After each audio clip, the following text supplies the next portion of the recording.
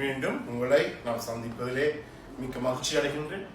நான் இலங்கையில் இருந்து பதுளை போதனா வைத்தியசாலையில் இருந்து வைத்தியர் கிருஷ்ணன் வேதநாயகம். நாங்கள் பார்த்து கொண்டிருக்கின்ற விடயம் ஆண்களுக்கு ஏற்படுகின்ற இந்த இரெக்டைல் டிஸ்ஃபங்க்ஷனுக்குரிய சிகிச்சை முறைகள், அதாவது ஆண்குறி விரைப்படைய முடியாத தன்மை, ஆண்குறி சிறிதாக இருக்கின்ற தன்மை என்பதற்குரிய சிகிச்சை முறைகளை தான் பார்த்துக் கொண்டிருக்கின்றோம். எனவே பார்த்துக் கொண்டிருப்பவர்கள் இன்னும் நேரடியாக தொடர்பு கொள்ள விரும்பினால் வெளியூர் நண்பர்கள் வாட்ஸ்அப்பின் ஊடாக 00947735626245 மூலம் தொடர்பு கொள்ள முடியும். உள்ளூர் நண்பர்கள் 0777356245 மூலமாக தொடர்பு கொள்ள முடியும். அதே நேரத்தில் இதை பார்ப்பவர்கள் பார்க்காதவர்களுக்கு அறிமுகப்படுத்துங்கள். யூடியூப்ல பார்ப்பவர்கள் மறக்காமல் லைக் பண்ணுங்கள், ஷேர் பண்ணுங்கள், மணி சின்னத்தை பெல் சைனை அமர்த்தி சப்ஸ்கிரைப் பண்ணுங்கள். டிக்டாக், இன்ஸ்டாகிராம்ல மறக்காமல் ஃபாலோ அப் பண்ணுங்கள். எனவே நாங்கள் பார்த்து கொண்டிருக்கின்ற விடயம் இந்த இரெக்டைல் டிஸ்ஃபங்க்ஷனுக்குரிய மருந்துகளை பற்றி பார்த்து கொண்டிருக்கின்றோம். அந்த மருந்துகளுடைய பக்க விளைவுகளை பற்றி பார்த்து கொண்டிருக்கின்றோம். அடுத்ததாக இன்னும் ஒரு பிரச்சனை ஏற்படுகிறது. இந்த குடிசைகளை குடிக்கின்ற போது அப்நார்மல் விஷன் என்று சொல்லப்படுகிற ஒரு கண்ணிலே ஒரு வித்தியாசமாக ஒரு ஒளி தெரியும். அல்லது சில நேரங்களில் கண்களுக்குள்ளே ஏதாவது ஓடுவது போல தெரியும். இதை பற்றி நீங்கள் ஒருபோதுமே பயப்பட தேவையில்லை. நான் போன முறை சொன்னது போல இவற்றுக்குரிய முக்கிய காரணம் என்னவென்றால் அதாவது இந்த குருதியில இருக்கின்ற இரத்தத்தில் உடம்பில் இருக்கின்ற நாடிகள் விரிவடைகின்ற போது அந்த இரத்த ஓட்டம் அதிகரிக்கும். அந்த விரிவடைகின்ற போது அதை சுற்றி இருக்கிற எங்களுடைய இளையங்களுக்கு ஒரு சின்ன ஒரு டிஸ்டர்பன்ஸ், ஒரு குழப்பம் ஒன்று ஏற்படும். அதன் காரணமாகத்தான் இப்படிப்பட்ட விளைவுகள் ஏற்படுகிறதை தவிர வேற ஒன்றுக்குமே நாங்கள் பயப்பட வேண்டிய தேவையில்லை. எனவே அப்நார்மல் விஷன் என்று சொல்லப்படுகிற ஒரு வித்தியாசமாக இருக்குமாக இருந்தால் அதை பற்றி நீங்கள் பெரிசாக நீங்கள் அலட்டிக் கொள்ள தேவையில்லை, பயப்பட தேவையும் இல்லை.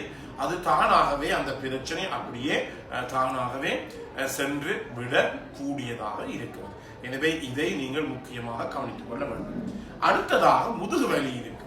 இந்த முதுகு வலி காரணம் 2 காரணம். ஒன்று, இந்த மருந்துகள் இருக்கின்றபடியினாலே முதுகு வலி வரும். அதே நேரத்திலே இந்த மருந்துகளை போட்டதுக்கு பிற்பாடு ஆண்களுக்கு அவர்களை அறியாமலே ஒரு சத்து வருகிறது, ஒரு சக்தி, ஒரு பவர் வருகிறது.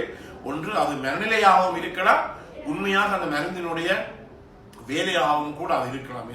மனநிலை என்னென்றால் நான் நல்ல ஒரு குடிசையை போட்டிருக்கிறேன், ஒரு வைத்தியரின் ஊடாக நான் எடுத்திருக்கிறேன், வைத்தியரின் ஆலோசனை எடுத்திருக்கிறேன் என்று ஒரு மனதுக்கு ஒரு மிகுந்த சக்தியை கொடுக்கிறது.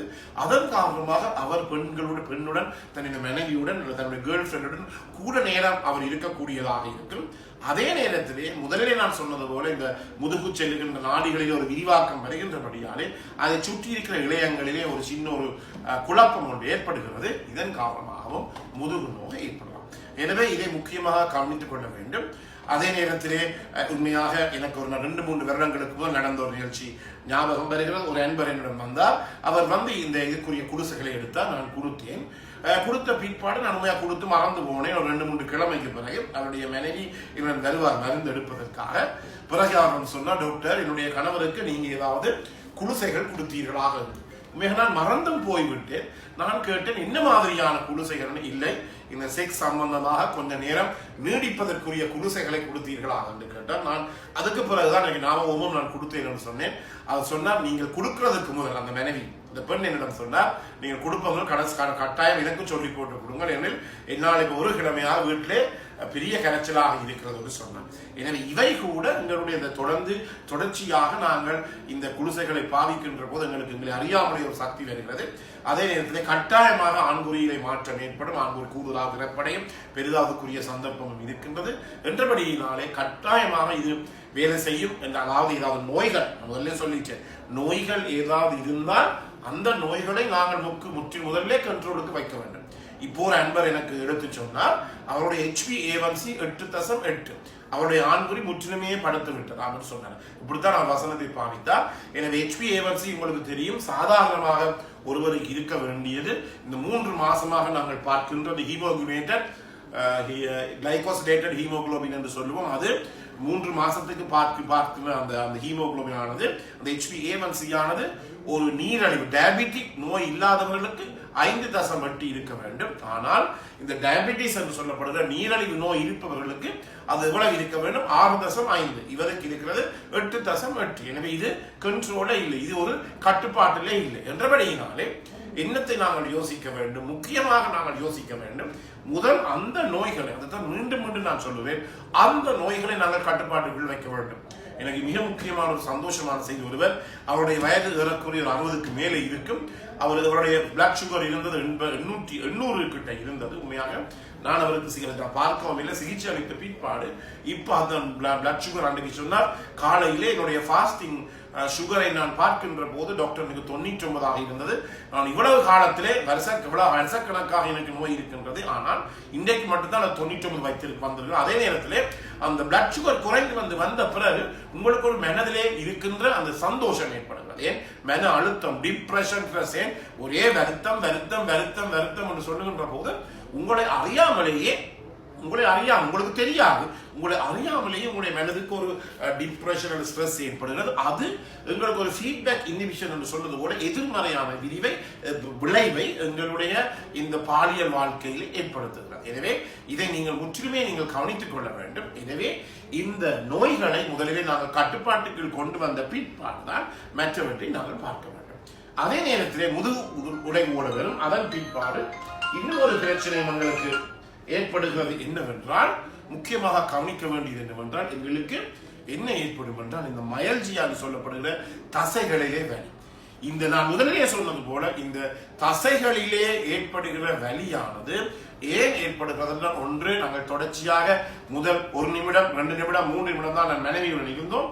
இந்த குடிசைகள் பாவித்த பிற்பாடு நாங்கள் ஏறக்குறைய ஒரு 20 நிமிஷம் 30 நிமிஷம் நாங்கள் இருக்கின்ற போது எங்களை அறியாமலே எங்களுக்கு இந்த மஸ்குலர் பெயின் மயல்ஜியா ஏற்படுகிறது. அதே நேரத்தில் உங்களுக்கு தெரியும், இந்த வெப்ப வலயங்களில் கிளைமேட் சூடாக, காலையிலே சூடாக இருக்கின்ற போது இன்னும் கூடுதலாக எங்களுடைய உடலிலே இருந்து வியர்வை வெளியேறுகிறது.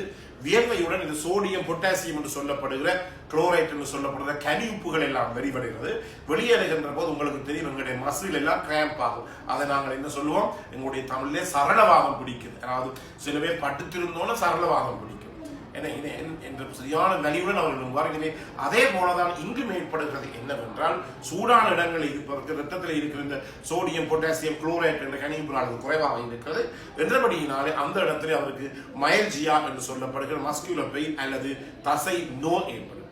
எனவே நான் மேற்சொன்ன அறிகுறிகள் எல்லாம், இந்த பக்க விளைவுகள் எல்லாம் ஒரு பெரிய பக்க விளைவுகளே இல்லை. எனவே இது ஒரு பெரிய பிரச்சனையா இருக்காது. பல பேர் குடிசைகள் அனுப்பி கொடுத்தவுடன் சொல்லுவார்கள், டாக்டர் சரியான தலையிடியா இருக்கிறது சொல்லி. நான் சொன்னேன், அரை குடிசையை குடிச்சு போட்டு பிறகு ஒரு கிழமை பிறகு ஒரு குடிசையை மாற்ற சொல்லி அதன் பிற்பாடு அவர்கள் எனக்கு தொலைபேசியை எடுக்க மாட்டார்கள். எனவே இவை எல்லாவற்றையுமே நாங்கள் ஒரு சின்ன இது ஒரு பெரிய விளைவாக இருக்க மாட்டாது, பெரிய பக்க விளைவாக இருக்க மாட்டாது, சின்ன பக்க விளைவாகத்தான் இருக்கும். என்னபடினாலே இந்த குடிசைகளை பாவித்து நீங்கள் உங்களுடைய வாழ்க்கையை நல்ல ஆக்குங்கள். உங்களுக்கு தெரியும், மீண்டும் ஒன்று சொல்றேன், இந்த செக்ஸ் லைஃப் என்பது, பாலியல் வாழ்க்கை என்பது மிக மிக முக்கியம்.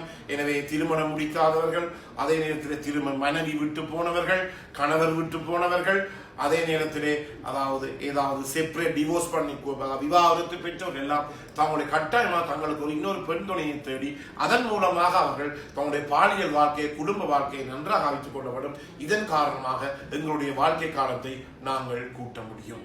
மீண்டும் உங்களை சந்திக்கும் வரை நன்றி.